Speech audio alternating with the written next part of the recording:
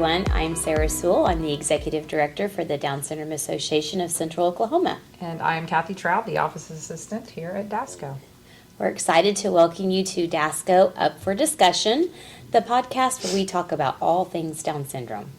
So whether you're a parent, a self-advocate, a sibling, a friend, an educator, or someone who just wants to learn more about Down syndrome, this podcast is for you. We're here to share stories, provide resources, answer your questions, and most importantly, celebrate the individuals within our community. So with that, let's get down to the basics. All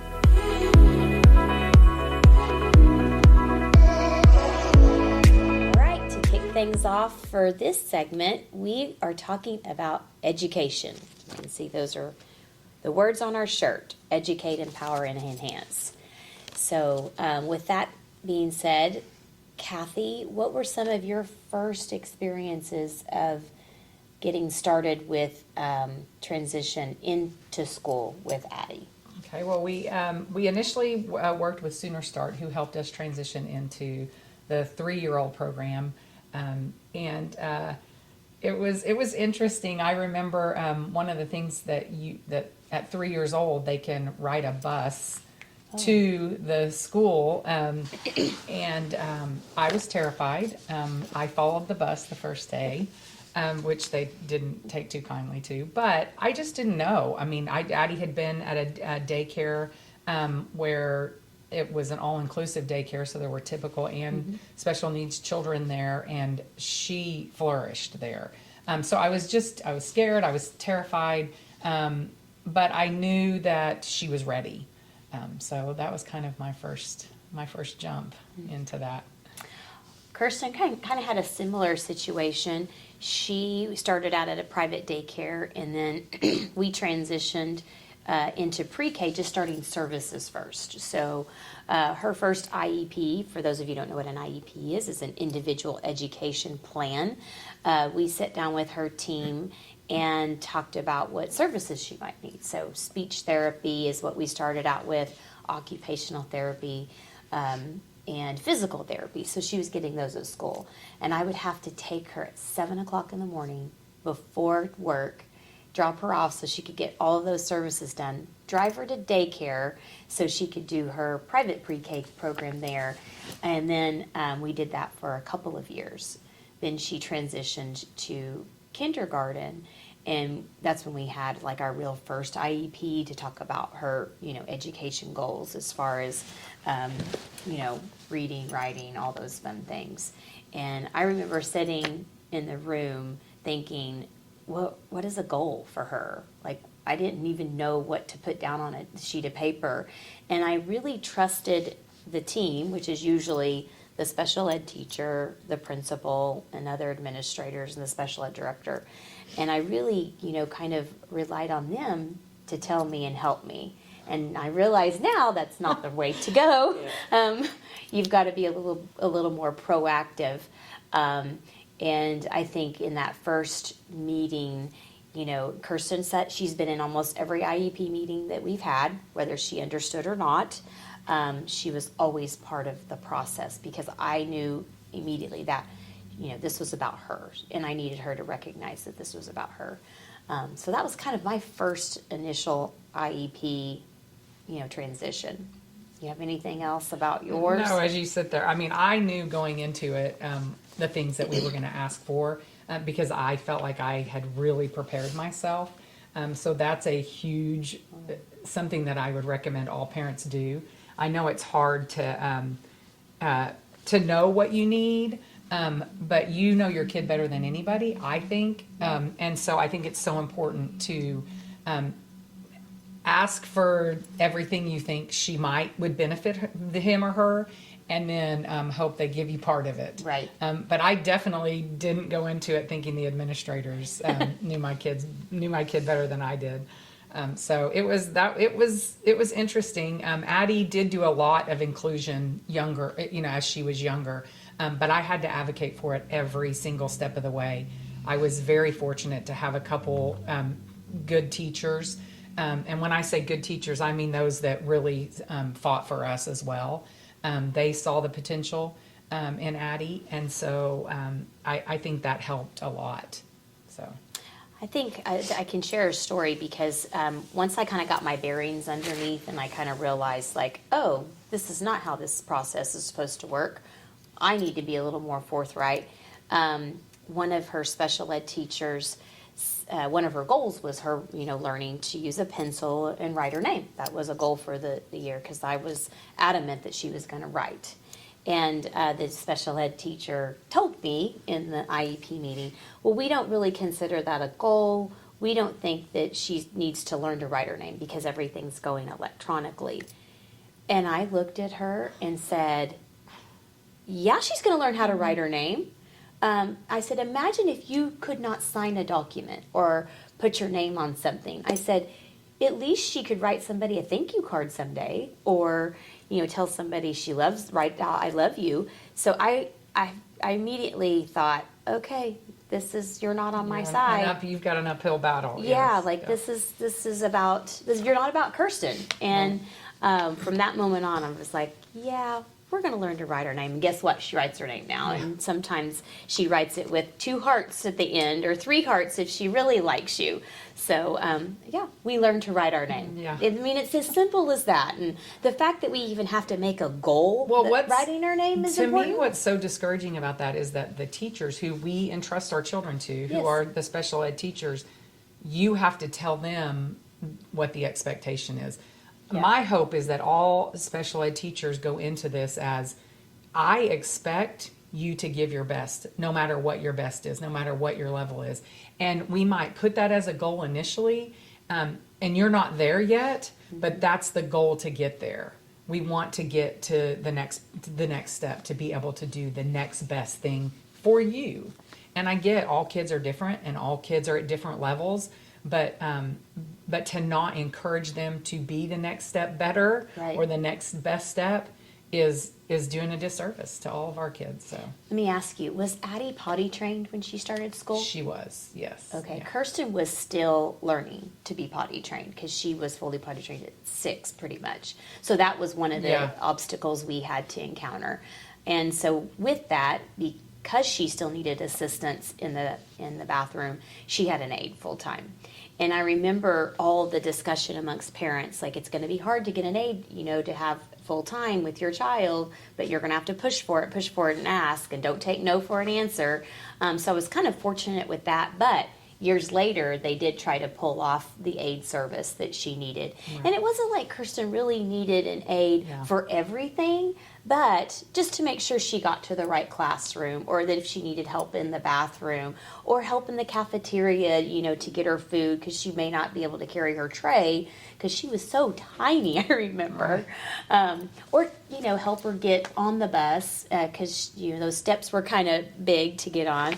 But I do remember thinking back, having that aid for assistance and for toileting really helped her. And I think that's what Right. got us to where we were in the potty training. And I know that's a huge question that's asked amongst our community, potty training. Is it okay if they go to school? Yes, they can go to school and not be potty trained. Right. Yeah. Yeah.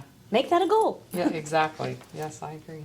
So that's kind of my experience with kindergarten, and I think first grade got a little bit easier. We moved to we had a new teacher, and really had a teacher that really saw her potential, and we worked along I think. So it was good. But what I have learned is you really have to build a relationship. Absolutely. And Absolutely. Not so much with the special ed teachers and the aides, and your child does too, but really with the administrators. Like, I made a point to get to know everybody at that school that interacted with my child, from the principal to the secretary, even down to the cafeteria workers, and even sometimes the people, the janitors that maintain the facilities, because I knew everybody was having a watchful eye. I 100% agree with that, and I also think that that's sad, because you shouldn't have to do that. You shouldn't have to develop these relationships with people that you should expect would develop the relationship with your child. Correct. And learn your child. But with that being said, I 100% agree with that, and I do think that that's why Addie is where she is today, because I made a point at every single grade, at every single age, at every single stage, to develop a relationship, not only with the special ed teachers, the aides, the administrators, but specifically the gen ed teachers. I met with them. I sent an email giving them a list of what Addie's great at and what she's not so great at, Yes. what she needs help with. And I think that's imperative. We gave a little book to every teacher at every stage, and I updated it every summer to know, so the teachers would know where she was at. She did a lot of signing initially. Oh, that's great. And I made sure the teachers knew those basic signs, so she could, if she needed help with something, they could just across the room ask her or tell her to do something. So I hate that you have to do that, but I Right. think I hate it in the sense that parents that don't have the ability to or the flexibility to go up to the school a lot. To me, it seems like sometimes they're at a disadvantage for that, and I don't like that. But for us, it was very, very beneficial. And Addie repeated kindergarten, Okay. and I didn't have any problem. The gen ed kindergarten teacher advocated for it. The special ed teacher, everybody advocated for her to repeat kindergarten. I struggled a little bit because she was such good friends with some of those gen ed Yeah. kids. And I am so glad that we did it at that Oh, good. age, because one, she still has a lot of good friends at that, the grade above her. And then she flourished. I mean, she did great in her 2 years of kindergarten. So Yeah, let's talk a little bit about friendships, because that's really hard for our kids, even at a young age, to develop those friendships. So I get what you're saying. You know, when you make a connection with the children in their child's class, it's really important, I think, to keep that engaged and to build upon the relationship. So Kirsten attended a daycare. So the kids in her grade, some of them rode the bus with her from daycare to school. So they immediately just kind of became her helpers. They just saw that she needed help. And now to this day, you know, they're on the cheer squad with her and take her to out to eat and all kinds of fun, exciting things for her. She's, grown. But I saw early on it was really hard for Kirsten to make that relationship. So I kind of had to be the bridge for that. Did Addie kind of experience that too? Yeah, a little. I mean, I would agree with that, but Addie's always been, she wants to be right in the middle of everything. Yeah. And so that wasn't as hard for us. And I was very fortunate that I had a lot of good friends whose kids were about that age. Oh, that's nice. Her cousin was also in the grade below, so to hold her back wasn't a big deal for me, because her and her cousin Megan are, they are the best of friends. Nice. And that relationship has grown over the years. And it's become more, and Megan's been moved more from a helper to a friend to Addie, which I've loved to watch that relationship grow. So I don't know, it was a little different maybe, but it is hard. And sometimes as a parent, you hope that everybody's nice to your kid or whatever, but I hope that with my typical kid too. Sure. And so Yeah. I try to not focus on the differences. I try to see, Luke has to go through some of this stuff too, Right. And so to me, I just try to look at it as, I'm not everybody's cup of tea, and Addie's not going to be everybody's cup of tea, and that's okay. Yeah, That's okay. That's absolutely right. So- So was there a time in elementary school where, you may have had a challenge that you could share, where it was, for our listeners out there, Yeah. that you overcame? Yeah, there were definitely several. We had at different grades, we had better teachers, I feel like. But there was one time when she was, a teacher would post things on Facebook of the class, doing an activity of the gen ed class, and I knew my kid was in that gen ed class and she wasn't in there.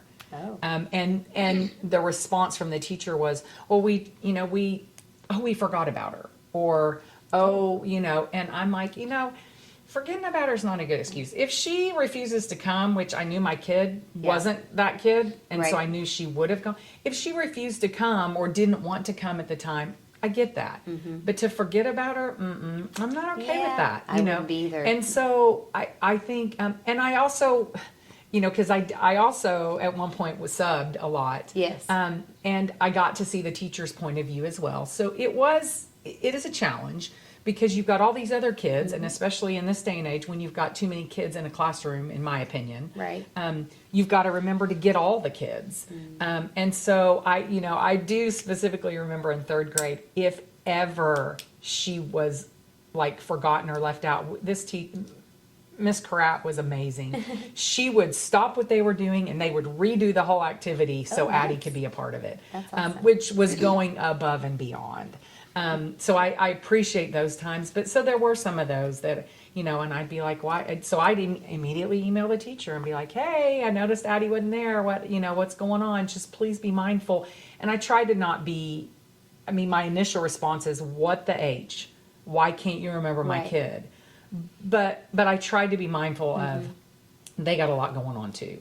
And so I would email and say, hey, please don't forget about my kid, or Addie was here. She could have been in there with Right. you for that picture. These are some activities that Addie can participate in and Right. should be participating in. So I think what I struggled with is not pushing too much, like knowing when I'm that helicopter mom Yeah. or trying to tell them how to teach, which that's not my goal. Right. But you There's a you do there's a balance, but you just want them to be included in those activities. Right. And some teachers understand and are creative and have that way of doing modifications better than others. I'm not saying that that's a bad thing, and we're not here to bash teachers by any means. Right. But sometimes I would have to give some creative thought to how All the time. This is how you could pull Kirsten, because Kirsten's the one that will back off and be like, Yeah. I don't want to do this. Yeah. And you really kind of have to pull her in. engage her, get her Yes. engaged. Yes. But one time I remember it was in her fourth grade class, and she was in an inclusion classroom for history. And I met with the teacher during a conference, and he said, we just act out all the assignments here. And Kirsten's actively part of it. So she would play a president or, act out a scenario that they were learning about. So it made her be more engaged and helped her understand what was happening. And then she could come home and tell me, like, Mom, I got to play this part and I did this in class today. Yeah. So obviously she was learning the material Yes. and engaged with her peers, which was another one of our goals. But I really appreciated that teacher saw that Kirsten could participate with her whole group and learn something. So that was kind of fun and exciting. But then, elementary school, I feel like we kind of just coast, Yeah, you don't really know. Yeah. I get it. You're do just too. kind of learning the process, and you just really want everybody to include your kid, and they're pretty much included in the classroom, and they get to do inclusive activities. But then you hit middle school. Which is why I really started to sub, because once she was transitioning into sixth grade, Yeah. I was terrified. Same.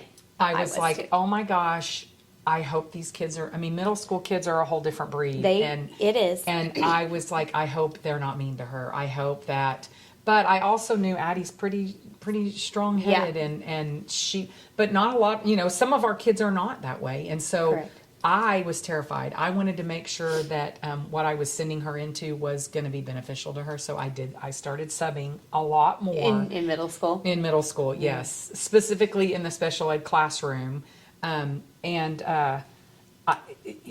She flourished. She was awesome. She was awesome. She was amazing.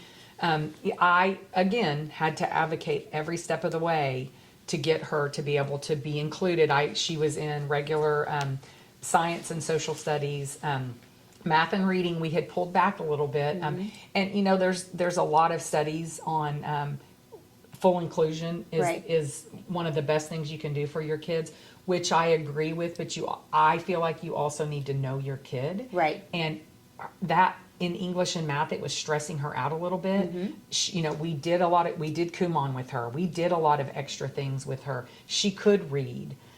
She could write her name, but it was stressing her out to the point that, I felt like it was more my agenda than it was her agenda. And so I had to pull back and be like, it's okay to be in math and read. It's okay to be at whatever class you need. What's not okay is to just immediately put you all in the special ed classroom. Correct. she could manage in the gen ed history and the gen ed science. I do remember her 8th grade year. One of our favorite principals was like, math is, there's a lot of math and science at 8th grade, and she might not do so well on that. Well, fortunately, our Kumon teacher was also going to be her science teacher, and she and I had discussed whether we thought she could do this or not, and she said, absolutely, she can do this. We can modify, we can do things, she might not get everything, but absolutely. And so I respectfully said to our principal at the time, our assistant principal, I said, I respect your opinion, but let's at least try it. And if we as a team feel like this is too much and this is stressing her out, we'll pull back. We can schedule another IEP meeting in 6 weeks and see how she does. That's what I think is a big takeaway from that I have learned is get the administrators, get the teachers, get the people to buy in. Give me 6 weeks. Yes. And if that doesn't work, with us actively doing things to make sure she can succeed.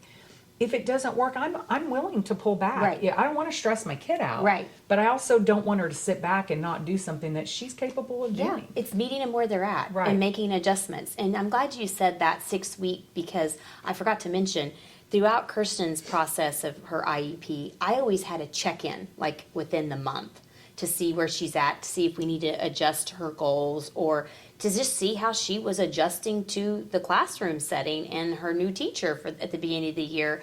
And I think that was really important to do kind of a check-in. And I encourage everybody to do some kind of a midterm check-in, Yes. whether it's within a month, a couple of weeks into the school year, because there might need to be some adjustments, especially as our kids are growing and learning and things are changing. And we want them to adapt to change. I know change can be hard for our kids at times, and transitioning from one thing to the other. And that was another thing. Middle school, you're switching classes. You're Yes. not staying in the same classroom. And I was a little terrified, like, is Kirsten going to get lost down the hallway? Yeah. Like, and does she need an aid? Because Yeah. I didn't want her to be identified as, Right. there's the special needs kid and she has supports. So we did pull back a little bit from the aid service because I knew she could get where she needed to be. Right. And we started fostering a lot of those independency skills right away. And, we both have girls. So middle school has challenges with Yeah. puberty. So Yes. there was those things that were addressed as well and talked about within her IEP team of how she was going to manage self-care with that. By the way, she did great. So did Addie. She didn't have any I was issues. more worried than she was. I I was wasted terrified. more time of my life worrying about it, Same. and she was fine. Yes. She did awesome. Yes, and really needed no assistance Yes, whatsoever. I agree. So check box, we didn't have to worry about that anymore. Agreed. But although middle school does have a lot of, I think, mental health challenges because kids are developing and they can be mean. And Kirsten was bullied in middle school, I'm not going to lie. But I'm proud of the fact that she came and told me. She stood up for herself. She told her trusted people at school, and action was taken place. I know that doesn't always happen, in other schools, but we have to teach our kids To early stand on. up for themselves. Yeah, Yes, speak up, yeah. say it, fight back. I mean, Yeah. that's what we have to do. Be Yeah. their own advocate. And I really started to see her self-advocacy kind of open up, in those early years. But it was because she was bullied and talked mean to. I can't say that it wasn't, but That's rough. but now, she doesn't take no for an answer with anyone. She'll stand up and say things. But anything else you want to share about middle school? No, I think that's when they really start to focus on, or like extracurricular activities are a Yes, big deal at that yes. starting to be, because you move from, little miracle league or Y baseball or what, T-ball or whatever. Age out of to- some of those yes, things. and Addie wanted to be involved. She wanted to, she's always done a special needs cheer squad since she was 5. But she wanted to play basketball or be involved with the basketball team.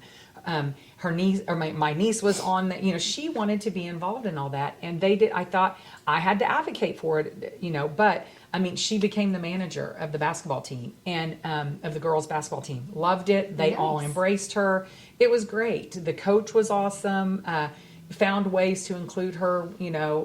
She went to all the games. It was that kind of a deal. And then all the way through, I mean, she's now on the high school swim team. She's always been, and so that was a whole nother stress that we had to navigate through. We had to advocate for them to let her try out, to set some qualifications that are appropriate for a child that has a developmental disability. We had to meet with the coach and everything, and that was a whole nother thing, which is frustrating that you have to do, but I also sort of get it. Because there's a lot that goes into athletics. Yes. And as a parent, you have to be willing to do a little extra for your kid that has a developmental disability. You just have to be. Yes, you do. Because it's not fair also to put that all on the school, in my opinion. Right. They need to find ways to help them and get them involved, and they need to be accepting of them. But also as a parent, I feel like it's so important that you're willing to go that extra step or do the extra things that are required. Yeah, and I think, with our experience, Kirsten, that's about the time, she started showing sheep in 4-H, and then we transitioned to FFA in high school. And, I didn't want to be seen as, she's going to need all these helps and supports. I was like, we're going to tackle this, and we're going to do this on our own, and I'm not going to need anybody's, help. And I wanted her to learn that this is hard, but you can do hard things. And yes, it's going to be tiring, but if you really love this, then we're going to, go this route, which she did, and she did great.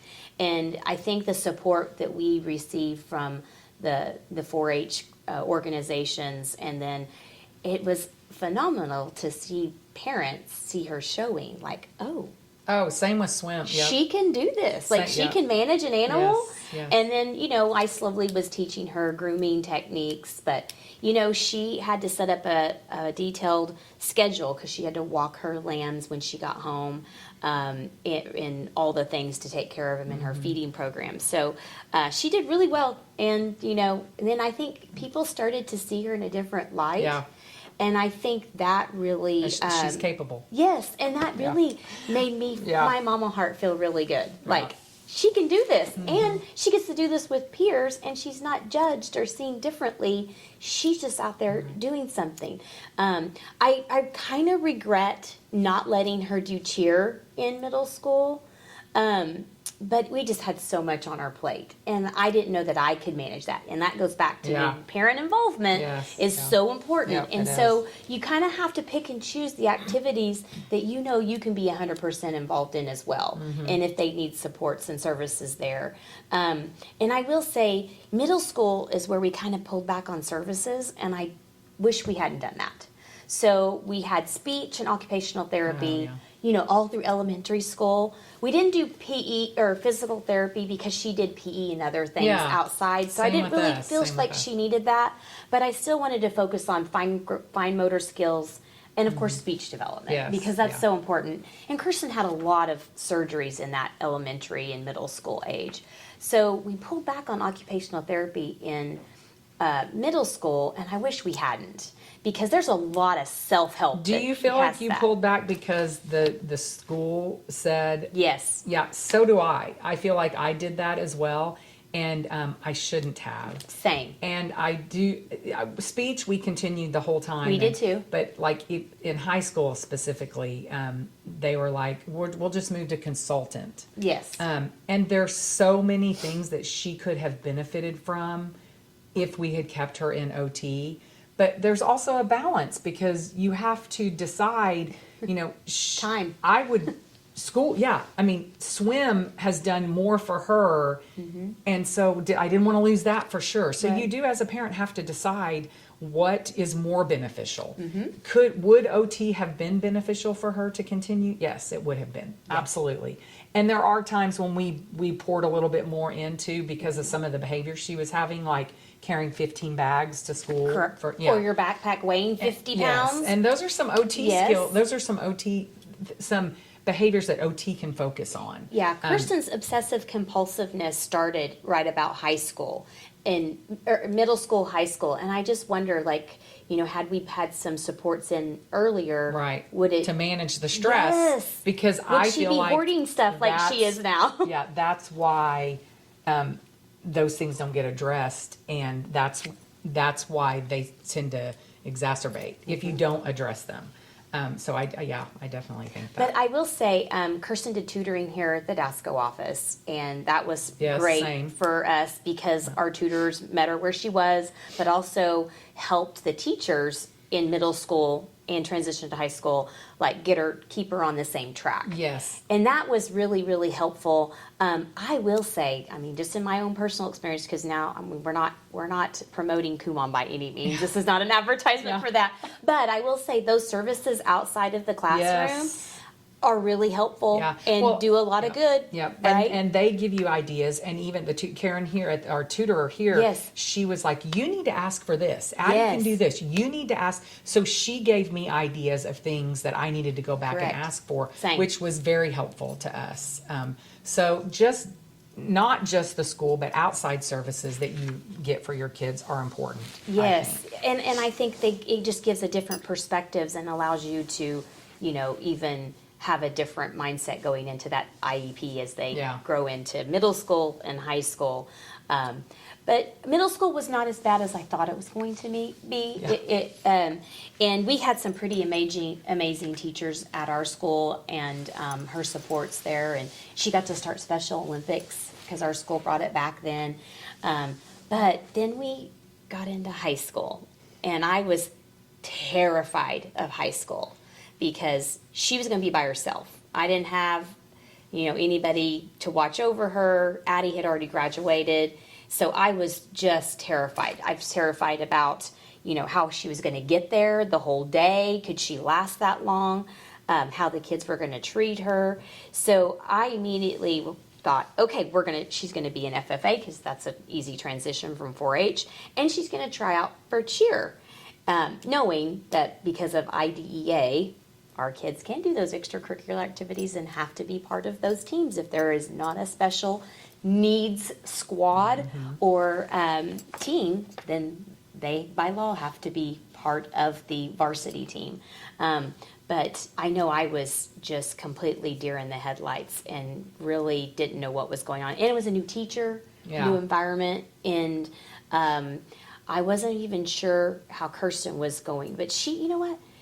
She would wake up and she's like, I'm going to high school. She was so excited. Yeah. And I thought, maybe it's me. I know. I wasn't. For high school, I wasn't near as scared, but I think it was because I knew she had tried out for the swim team. I knew, I knew there were niches that she was involved Right. in, and that were going to have her take, look out Include for her automatically. Yes. Yes. Yeah. So, but with that being said, you said that about by law, which is so true. Yes. But also, I think, again, that goes back to, as a parent, you have to be willing to do extra stuff because they're also varsity athletes. Yes. And they are there to compete. They are there to win, which is all the things that I wanted Addie to get out of that. Right. But I also wanted her to see that a part of being a team and all that, that how important that is. But I also wanted her to see that it's okay. You do as much as you can do. And as a parent, sometimes you got to step in and you got to help do a little bit more. We were fortunate, like she can't drive. She couldn't drive. And Right. as a freshman, she wouldn't have been able to drive Right. anyway. But the older kids stepped in and they transported her. They did those things automatically. Yeah, that's so and great. that I was a little worried about that Yeah. just because, it's a big deal to Mm-hmm. ask a high school kid, in my opinion, or any kid to look out for or help something they're not comfortable with. Right. And so I very much Or appreciate. unfamiliar with. Yeah. Yeah, I totally They're not get comfortable that. because they're not familiar with it. Right. So I think it's your part as a parent to say, what can I do to make you Mm-hmm. comfortable? And if she does something that you're not okay with, here's my phone number. Don't hesitate to call Right, me. yes. You're not going to hurt my feelings. We got to nip this in the bud quick so she doesn't keep doing things that are inappropriate or are a safety risk, Right. and I don't want to put them at risk either.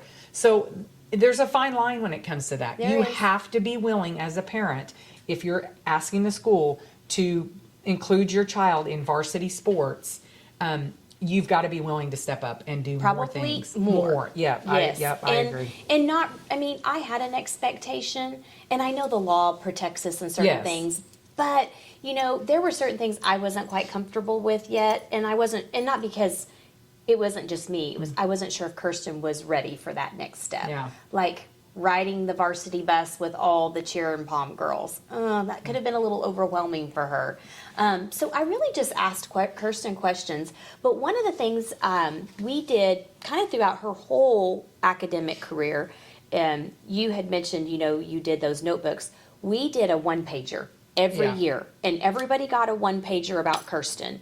And as she got older, she would get up and talk about her one-pager to her classroom. Now, she couldn't read yet, but she, you know, we went through it, and she knows what Yeah. she likes and doesn't like, and what things she's doing.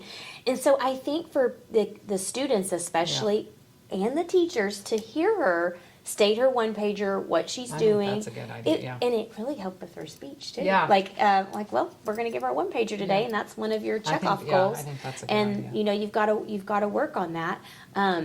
I was kind of concerned about the curriculum in high school, and if she was going to be able to keep up, and you know what modifications they were actually going to be doing. Yeah. And you know, Kirsten had all of a sudden developed this love for Harry Potter. Yeah. I know nothing about Harry Potter, but they started talking about the books in her classroom, and she just developed this love. Well, Harry Potter, there's a modified version of books that's online that, you know, I actually bought. I didn't have to, but I did, because I wanted to use it in other aspects too, because we were using it at tutoring at the DASCO office, and she loves it. And I really think that kind of got her on a track to start reading, and at least helping with her comprehension and understanding the story and the characters. Well, now we're having a Harry Potter birthday party, but I think, you know, you've got to really help the teachers, and I'm not saying that high school curriculum is really what's best for our kids all Yeah, the time. I We've remember- kind of got to yeah. navigate that a little I better. remember because, you know, they were kind of like, well, I don't know how we're going to modify it. And I was like, well, give me a copy of the curriculum and I'll help. Yeah. Which they probably were like, really, Miss Trout, you need to back off a little bit. But at the time I'm thinking, look, I mean, if you can't figure out how to modify it, I know it's possible. Give it to me and I'll help modify it. It also helped me see some of this stuff might be a little bit too much for her. Correct. And so maybe she does, maybe there are times that it is more beneficial for her to be in the special ed classroom. So she's getting repetition of some of that stuff and being able to really understand and grasp the core concepts of it all. One of the big things that I think high school did for Addie, which should have been more available to her in middle school, was that transition into like DRS services. Yes, we didn't know about that. We Did didn't- you? Yeah, I didn't as much as I should have. Nope, I didn't either. It was introduced to us, but I Right. didn't realize the possibilities of all of it. Did you know they're supposed to start that at 14? Yes. Yeah. I mean, so that should have been in their It IEPs should in have middle been, school. yes. There was a statement, because I Yes. went back and looked. There is a statement in there, but I didn't really understand it. You know, Me either. And so, yeah. So for that, I definitely think mean, that I- you need to educate yourself as a parent as to what that is, because then you'll understand how beneficial it could be. You know, Addie through this has been in work studies all throughout her high school. She, you know, Yes. was the football manager. She did an office assistant. Right. There's definitely things that that had I known more in middle school or understood it a little bit more, I would have pushed for a little bit more. But she did, beginning in her freshman year, was able to get some of the stuff that we needed. So it's that I do think in maybe more in high school, we shifted more to independent living, which is why Yeah. I'm really glad that they're doing that transition program now, because you can focus more on academics in high school and then more in transition in that 18, 19, and 20, 21-year-old, you know, So I think the shift is coming, and I think it's coming for the better. Because Absolutely. there is never a time that I think you should say, oh, we're not going to focus on reading. Never a time. There's also never a time that I think you should say, oh, we're not going to focus on money management. Those are life skills that could be implemented in math, in Absolutely. the math class, that help them throughout their lifespan. So, Yes, and transition is so important, and Yeah.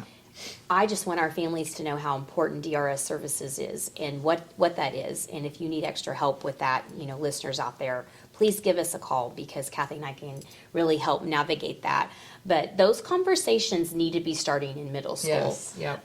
It's not that our kids have to figure out what they're going to do and be. Right. It's just finding an interest or what they might be interested in and doing, and what they can do. You can be exposed to more Yes. options if you start the process of Yes, DRS. and a lot of schools, unfortunately, just don't know, and you can't fault them for not knowing. So I kind of became proactive. Well, And you can't, because I kind of think you can, but Well- that's a whole nother topic. yeah, we'll get into that later.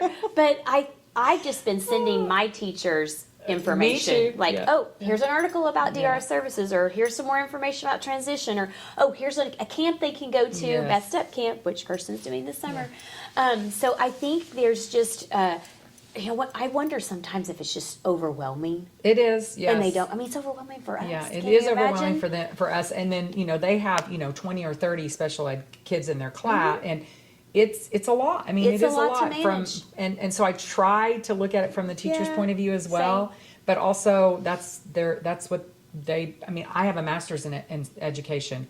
I did not choose to go that route because it wasn't what I wanted to do. Right. It wasn't what I thought I was, anyway, I chose to go a different route, and I 100% respect all those teachers that are doing, did go that route.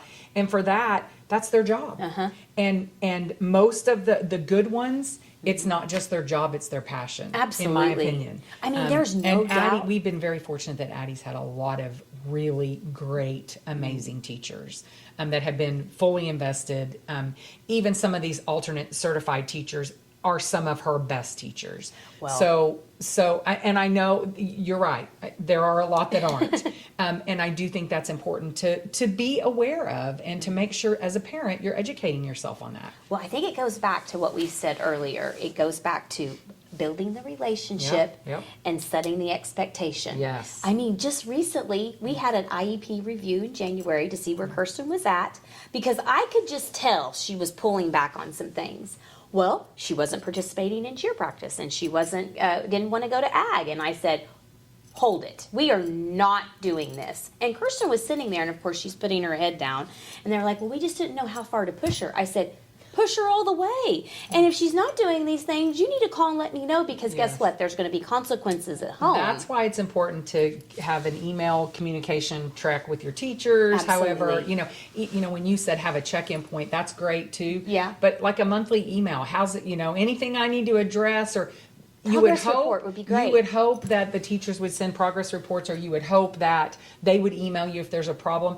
But again, I try to look at from their point of view. They got a lot on their plate too. They do. So that's why I think as a parent, it's important to check in and do that as well. Well, and I think So- just having an understanding, they do have a lot going on. Right. We have a lot going on. Our kids have a lot going on. Right. And so we do have to find, that balancing. And I can't say that we've been perfect the whole way, but I mean, there's been some bumps along the road, but, I was pretty adamant that, Kirsten be fully included with her peers, and her to be seen for the person that she is, and not the person with Down syndrome. But kind of going back, when we enrolled in school, Kirsten was the only child with Down syndrome Oh gosh. in the entire district, and we're a 5A school. Yeah. So I had to educate a lot of people, Yeah. as well as educating myself along the way. Yeah. And so anytime I would learn something, I would just pass it on. Like, here's this, here's that. And I know there's a lot of our families who, that elementary age, our kids are sick a lot. Kirsten had multiple surgeries, Yeah. so we were in and out of school a lot. But, we still made it through. We still pushed through. She still did it. And, we know our kids are very resilient. I think this past year, Kirsten never rode the bus. She always we always dropped her off at school, and always had somebody picking her up after school. And this year, I pulled the plug and let her ride the bus home, and it's been the best thing I I've know. ever the done. independence and the confidence and the Yes, she I'm glad loves it, and I'm like, why did I not do this earlier? Because, and it is the special ed bus, but she doesn't care. I know. She's getting to Addie do rode something the regular by school herself. bus. Addie Well, rode. so she did ride the regular school bus with Cohen on the way home. Oh, okay. So they rode the bus together. But no, this is by herself. Yeah.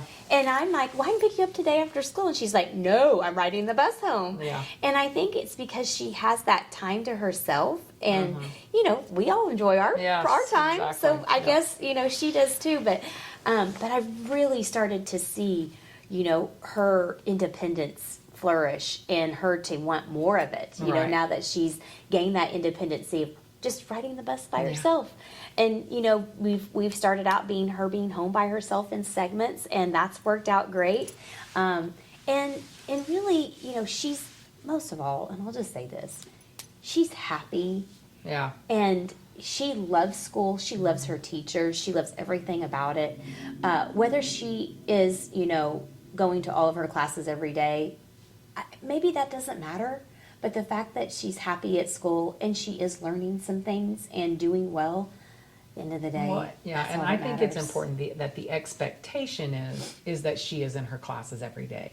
Correct. If there is a time when she needs to pull back or something, then that can be discussed or emailed or. Right. But I do think, I mean, the expectation is there that she go every day, and that's what a lot of, you know, that sometimes you have to fight that battle or whatever. So so I feel like we need to break this down next time and do just elementary, just middle school, just high school, because it's a lot It is a lot. in each phase. But our kids are both they're both graduating this year. Okay, so Well, yours is going to okay, college. yeah, So and that's what I think is so important to see, that our kids are all on different levels. Correct, And yeah. we are celebrating Kirsten just as much as we are celebrating Addie, who are on two completely different trajectories, Right. and who are, you know, and I have so many different worries, but they're not any less of a worry than your great things and or great excitements, you know.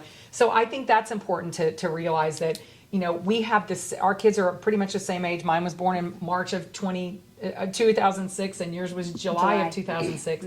But they're just on different trajectories, and it's okay. It's okay. But it doesn't mean the school failed them. No, I don't feel that. No, I don't think so either. Or we failed and them it as doesn't parents. mean that Kirsten someday won't go to college. Right. But it also doesn't mean that if she doesn't, that she's not a great success. Right.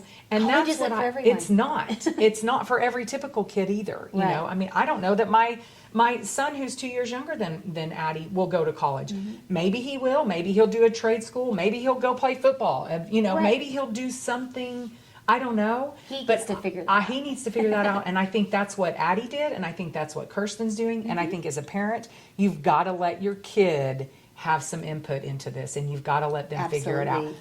I did not want Addie to go to college. It's freaking expensive. It is expensive. And so, but she has been saying for the last 4 years, I'm going to college. I am going to college. And now that that's an opportunity for our kids, I wanted to give her, to see if we could do that and see if we could give her the most. So I think that's important that we really point out that all of our kids are on different trajectories, and it doesn't mean yours is any better than mine or Right. mine is any better than yours. Right. So- and it's really, this is their Yeah, there's their journey. yeah. You know, they've got to figure this out. Yeah. And, you know, we just have always gone with what Kirsten likes to do, Yeah, what she I think can that's do. important. And I'm pretty realistic. Like, I know there are certain things she cannot do. Yeah, And, same. I mean, same. She cannot read right now Yeah. very well. I mean, she's learning. We're putting all the supports and things and efforts into that. But it's just a little bit harder for her to grasp that concept. But you know what? It's okay. Yeah, I agree. I'm not going to fret about it or lose sleep. But she's a smart kid. I mean, Very. she's very smart in money management and just that critical thinking. She can figure things out very easily. But at the end of the day, I just want her to be happy Yes, yeah. and safe and know that she is loved. And productive in her life. And I want no her, matter yes. what she does, she's a success I at. remember at the very beginning of an IEP, I remember saying, we want her to be a productive, happy citizen. Yes. That's what I want for my kid. Yep. And I think that's what all parents want for all their kids. You know, you just have to figure out how to get there. So if you could give advice to a parent or a teacher, or pick one, because we have been talking forever, what would be your advice? To who and what? I think mine would be to a parent. Okay. Just follow your kid. Let them lead the path. Let them, help you figure this out. And they're going to guide you along this way and help you determine what those goals are. But always, you're going to have to advocate. Yeah. And sometimes that's not easy to do. Yeah. That's why we're here Yes. at the Down Syndrome Yes, Association. yes. We can help you. But at the same time, you have got to figure out some things. Mm-hmm. And you know your child best, as we said earlier Yeah. on in this podcast. You just got to meet your kid. I had a parent tell me this one time. I just met him where he was at. Yeah, And we just yeah. kept moving along. Yeah. Like, okay, we're here, so we're just going to keep moving along. And that's what you've got to do. Yeah. It's not always easy, but just trust your tour guide. I think that's great advice. I definitely think mine would probably be to a parent as well, and it would be listen to all the things that everybody has to give, all the advice, all the experiences, all the Yeah. things, but do what is best for your kid where they are at. Don't try to make, Kirsten can ride a hoverboard like no other, and I really wish Addie could do that. I really wish she had the balance. She doesn't have it, and she's probably never going to have it, and that's okay. Yeah. So there are things that I wish that Addie could do, but there are things that I'm sure you wish Kirsten can do, and it's okay if they can't do everything, but don't think of yourself as any less, or your child as any less, or if they can't do something, but know they're capable of doing something. So try. Keep trying. Don't give up. That would be my biggest It's not a thing. sprint. Right. This is literally a Right. slow marathon. And Yeah. we're just, some of us are walking, some of us are running. Yes. And but- sometimes you walk and sometimes you run. Yes. And sometimes you're digging out of the hole, and that's okay too. Yeah, Just don't give up. Don't quit. Don't stop.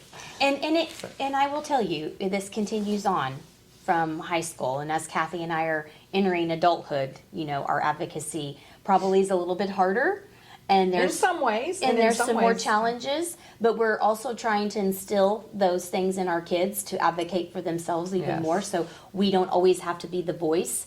Maybe we're more of the listening ear.